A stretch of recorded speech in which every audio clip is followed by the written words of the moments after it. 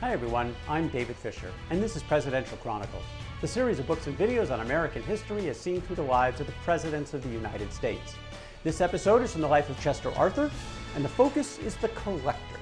The year is 1866, and by now Arthur is fully committed to machine politics. He was a spoilsman. He was part of that Republican political machine in the state of New York. He had furthered the careers of Senator Edwin Morgan. He got his friend Tom Murphy, helped him get a job in the state Senate, and he was increasingly aligned with Congressman Roscoe Conkling. Roscoe Conkling was a character. He was hard-charging, a dynamic leader, fully committed to this machine system, and it was a system.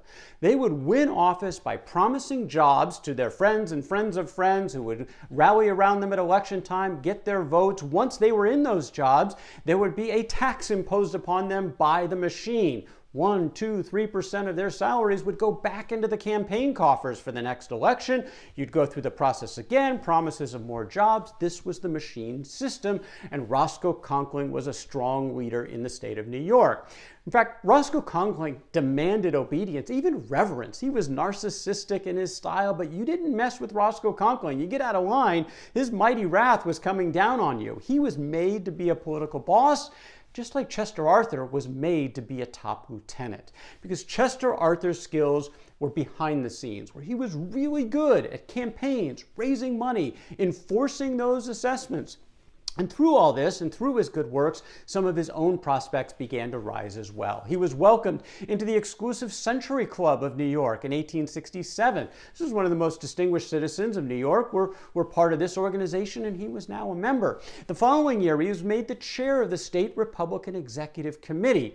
But now he also wanted an actual job of his own, and for that, they needed a change in the administration, the presidential administration, because a lot of these jobs flow down from the presidency. Well, there was a change in 1868. Ulysses Grant, the former commanding general, was elected president, and Roscoe Conkling was all in with Ulysses Grant. Conkling was elected to the U.S. Senate, and he told Grant that he was going to basically do his bidding in Congress. Grant was thrilled with this, and he turned around and basically handed over all those jobs, all those patronage positions, to Conkling to decide who got them in the state of New York. In the state of New York, the biggest patronage spot, the New York Custom House. Now, 2/3 of all U.S. revenue, about 2/3, came through the New York Custom House. Think about that number, about 2/3 coming through one place, the New York Custom House, because at the time, there was no income tax to fund the federal government. Most of this, a majority at least of the funds, came in the form of taxes on imports. These were the tariffs that were imposed, and nobody had more tariffs because nobody had more transactions than the Port of New York. In charge of that, the collector and the leaders of the New York Custom House. Well, what did they also get to do? They were powerful because they got to hand out hundreds of jobs. And it was also the most lucrative position in the federal government other than the President of the United States. Why? There was something called the moiety system.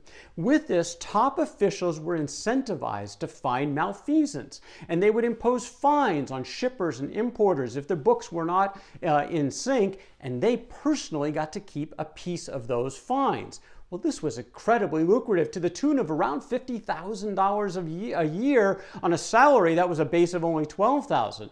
$50,000, that's what the president made, and by far more than anybody else on the federal payroll. Well, Conkling decided to have Grant appoint Tom Murphy, Chester Arthur's friend, as the collector, this incredibly powerful position at the New York Custom House. He immediately cleaned house, and this is what the machine did. They replaced all of their political enemies, or at least the people who weren't their supporters, and brought their supporters in. And by the way, they didn't care much if they could do the job or not. That was secondary. This was about power, handing out jobs to supporters and friends of supporters so that they could get those assessments and those people would support them in the next election. This was also one of the reasons why there were reformers who hated the system.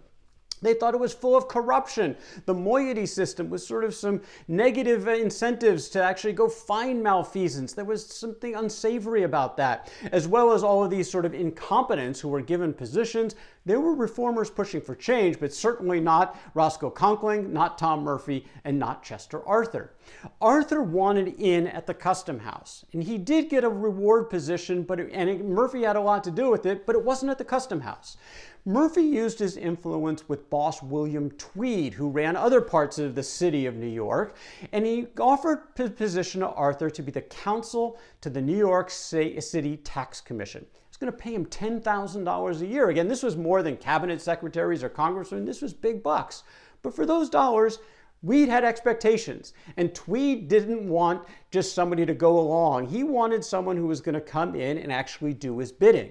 Well, Chester Arthur drew a line. He stayed in this position less than a year, apparently because he was asked to do things that he was unwilling to do. Although he never said that, he never talked about this position. In fact, he never talked about the position ever again. He lasted less than a year, and he all of a sudden was looking for work again.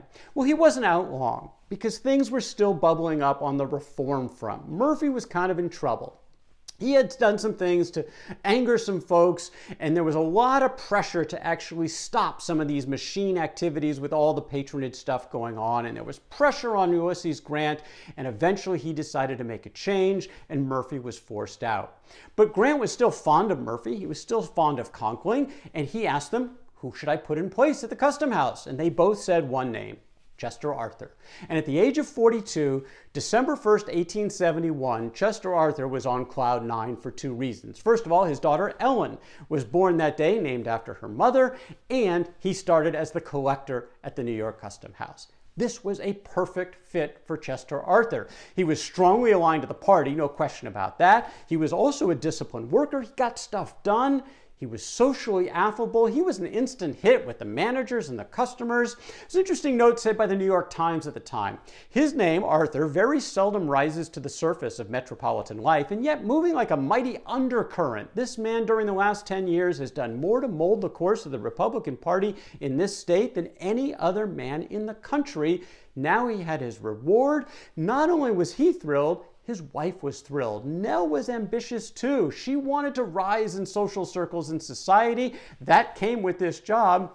Now, oftentimes Arthur was apart from her. Oftentimes he was out with revelry with the boys. In fact, one of his friends, Rufus Andrews, once said that Arthur was always the last man to go to bed in any company and was fond of sitting down on his front steps at 3 a.m. and talking until anyone dared to stay.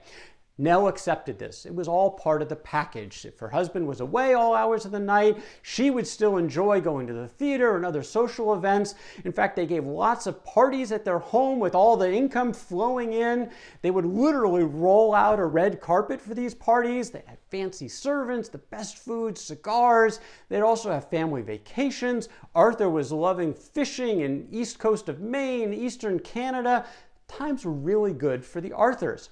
He was also very fortunate because Murphy had done all the dirty work at the Custom House over the last couple of years. He had already fired all the people they didn't want, done all those replacements, and this was a big thing for the reformers to go against. But Arthur could say, I didn't do very many removals because he was lucky Murphy had done it for him.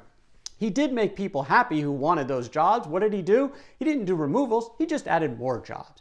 He was perfectly aligned with the assessment strategy, very disciplined about forcing those assessments. He collected favors around election time. Look, the machine was working perfectly under Chester Arthur at the Custom House. But again, not everyone was happy. There were reformers out there. They were crying corruption. They were against the moiety system. They were against having incompetents doing the jobs on the federal dole. Friends of friends who had no business being in this position. They wanted it to stop. E.L. Godkin was the editor of The Nation, and he said the condition of the civil service includes almost every evil of which the American people have at this moment to complain. The seed of all the fraud and corruption and infidelity and inefficiency and negligence is to be found in it. Center of discontent, the biggest of them all, was that New York Custom House where Chester Arthur was now in charge. The reformers were starting to gain traction in New York, in particular in Congress, who were putting pressure on the president. Now, Ulysses Grant wasn't caring that much about this, but he was reluctantly going along with some of the reformers because his own house was in bad shape. There were more scandals in his second-term cabinet than probably any presidency in the history of the country. So very difficult for him to push back on these cries of corruption. So Congress passed some reforms, mandating competitive examinations for all lower positions in the civil service. You were going to have to be competent according to the law. They would also outlaw the mandated assessments that were so important to the machines, and they established a civil service commission to enforce all of this. But what did Chester Arthur do? His world potentially could be crumbling before his eyes, him and Roscoe Conkling. Well, he agreed on the surface to implement this, but it was mostly with a wink and a nod. His friend Silas Burt, who was his longtime friend and also a subordinate at the Custom House, said that Arthur had taken a merely perfunctory and languid interest in the new movement. It did not all accord with his own views and threatened to destroy the springs of political action on which he had always depended. Reform was treated with a jocular indulgence as the temporary essay of a few well-meaning visionaries with no practical sense of political needs, which is what Arthur was focused on. He would continue doing those assessments. He would call them voluntary, but they were hardly voluntary. Well, that conflict with Silas Burt was going to continue because Burt himself was a product of the machine system. That's how he got his job, and he had previously happily, or at least willingly, paid over those assessments. But no more. The law had changed, and now he refused to pay. Well, Arthur was incensed over this, called Burt into his office, read him the Riot Act, but Burt was unmoved. Arthur said when Burt left, called him one of these goody-goody fellows who set up a high standard of morality that other people cannot reach, and he had a decision to make. Would he fire Silas Burt? Would he enforce the assessment? He made one exception. Burt could keep his job.